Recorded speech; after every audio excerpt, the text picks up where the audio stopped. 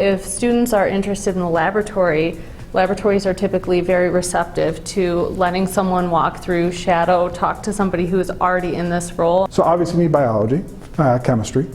So you want to be good with that. Math skills, you don't necessarily have to be to calculus, although some programs require it. So, you know, and trying to start thinking about this when you're younger so that you have the time to get that exploration, see this is something you want to do. Because there's a ton of different careers. It's not just medical laboratory assistant, technician, scientist. You have histotechnology, you've got cytology, pathologist assistant. There's tons of other careers that are still directly in that vein of the medical laboratory, but aren't things that people normally think about. And knowing that they have a huge effect on medicine is really important.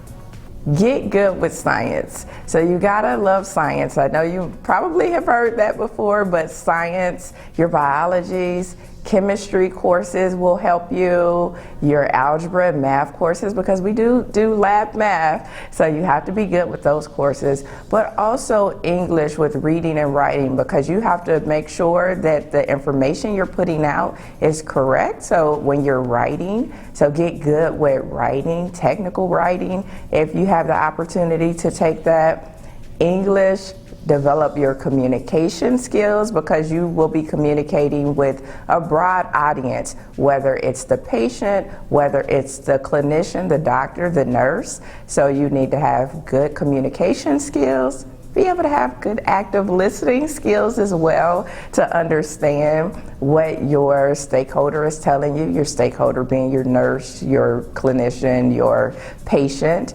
And I would also say, be good at solving problems. So your critical thinking, your problem solving, your decision making, get good with asking questions, because that's how you solve the mysteries in the laboratory. Those that are, say, interested in a phlebotomy program, that's, you know, a real basic certification, so it's pretty pipeline, maybe right through high school, whereas somebody who's going into residency might have to go to medical school and residency. For us as a PA, we're a master's level program, and so having a pre-med type program that will prepare you and get you those prerequisites to get into those master's programs. But really basic sciences, microbiology, so really focusing on those science to get ready to take that next step into pathology, whether it be surgical pathology or autopsy pathology. But I would advocate even shadowing or setting up a tour with someone in the field. You can certainly continue to hone your skills in math and science and kind of understand that, and do your own research about really what it is we do. People who are good at working with their hands enjoy it more. People who have good problem-solving skills and like that detective work. It's important to be kind of a detail person, because, you know, every step of everything we do is important to have been, you know, to do that correctly.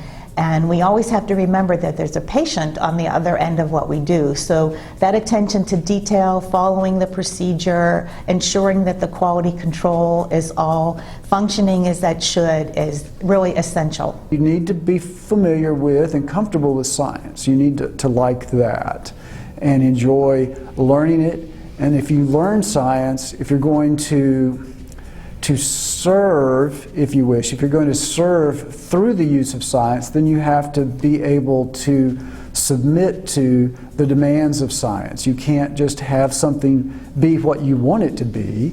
You have to allow the science to indicate to you what something actually is. And that requires a measure of humility.